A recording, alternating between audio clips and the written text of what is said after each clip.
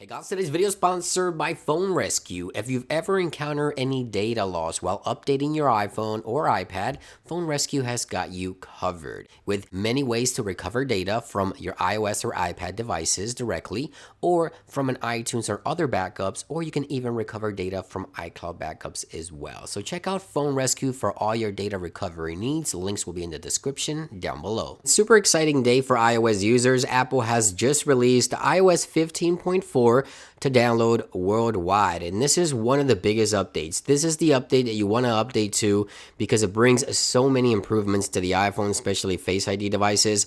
Honestly, I'm more excited to share 15.4 than what I was with 15.0. That's how big this update is. There's just a lot to talk about, a lot of improvements here. But as always, if you would like to stay up to date with the latest iOS news and Apple software updates, don't forget to subscribe and make sure you turn on those notifications so that you don't miss another episode. Now, aside from iOS 15.4 being released today by Apple, Apple has also updated and released new software for other platforms. So we have macOS 12.3 released today by Apple. We have iOS 15.4, as I mentioned, iPadOS 15.4 with universal control, which is finally here. I'm super excited. There's also minor details I want to share about iPadOS here in just a few seconds. Of course, watchOS 8.5 is now available for the Apple Watch, and tvOS 15.4 now available for the Apple TV. Now, this software update is the same build number as the RC, so if you're a developer or a public beta tester, you have nothing to worry about. It is the exact same build number as you can see right there, 19E241, and that's going to be the build number, RC, and today, so exactly the same. I want to give you guys a quick recap for those of you that haven't been watching my beta coverage on this software, so you can see how big of an update this is. Starting with Face ID, everything you can do with Face ID, you'll now be able to do while you wear a mask. Download applications, make payments, authenticate, autofill passwords, all that good stuff. Now, when you first update to iOS 15.4, your iPhone will walk you through rescanning your face so that you can unlock with or without Face ID. You get the option to choose. You don't have to wear a mask to redo this. It's just going to rescan your face to get more data points from the upper portion of your face, above your eyes, and things like that, in order to authenticate while you wear a mask. Super cool feature. I know a lot of users have been wanting this, including myself, and it is finally here with iOS 15.4. Now, with the mask, you can also add glasses. So if you wear glasses, you can also do that as well. Now, you do have to have the glasses on in order to add those to this particular portion of the OS, and you'll be prompted with 15.4 to do so as well once you update. And Face ID also has one more trick up its sleeve. So if you're wearing a mask and it's a little bit above your nose, right, so covering the bottom portion of your eyes, Face ID will ask you to look down so it can collect those data points around your eyes and unlock using Face ID while you wear a mask, even if the mask is a little up higher above your nose, right below your eyes. A really cool feature. I know a lot of you guys will really make use of this one. Now, there's also a new widget for the wallet application. This is new in 15.4. If you want to check it out, it is now available.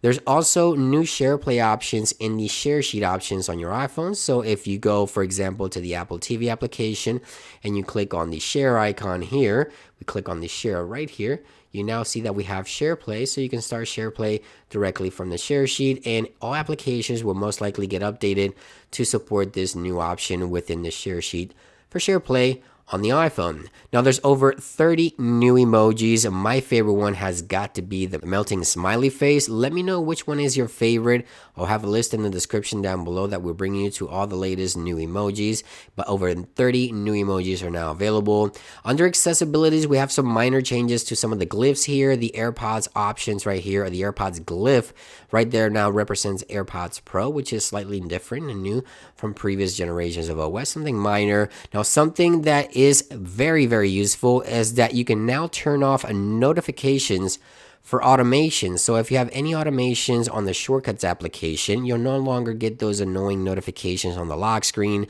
or on the banner up top here. When you run an automation, it would just run in the background and it will seem natively running on your iPhone. Super cool option again under automation options for the Shortcuts application when you decide to run an automation. Now, right here, we also have some updates to the Apple Music icon. So if we long press On Apple Music, we have an additional option to play most recent. So if you were listening to a particular song or an album, you can now long press and go directly back to that particular last song or album that you were listening to. Just additional options there for the long press. We also have custom email domain, which now can be added with iOS 15.4. Of course, you want to go into settings here. You want to head on over into iCloud, the iCloud options, and iCloud email, and you'll now find that new option right there. It is. So custom email domains right now available with iOS 15.4, a nice welcome addition here as well. Now on the lock screen, there's a minor updates to some of the glyphs and the icons here. We now have a new Face ID icon and Face ID to open wallet. So when you go to use your Apple Card or Apple Pay and you double press the side button to pay, if you're not within frame, you'll get this new animation right here, and you'll get, open wallet once Face ID is detected. So yeah, just something minor, but something that's new within the lock screen as well. I wanted to share that with you guys. For those of you that use the magnifier right here under the lens, we now have lens options available for the magnifier app as well with iOS 15.4. Now, if you have AirTags, you'll now get a new prompt. This is an anti-stalking feature. Apple did get a lot of backlash with AirTags. Some consumers were using AirTags to track other people, so Apple has now put this in place, letting users know that AirTags are associated to your Apple ID, so your phone number, Apple ID is all associated to your AirTag. So if your AirTag is found tracking someone else, Apple will definitely provide the information that law enforcement requests in order to detect and provide the information to see who was the person trying to actually track another person. AirTags, Apple makes it very clear, are only to track items, not individuals. So there's a new anti-stalking feature right there, a new prompt. We also have a 5th Siri Voice for the US here. So if we head on over into settings here and we go into Siri options, so let's go into Siri here, and then we go into Siri Voices. We see here, here's the native Siri. Hi, I'm Siri. Choose the voice you'd like me to use. And here's the new Siri. Hi, I'm Siri.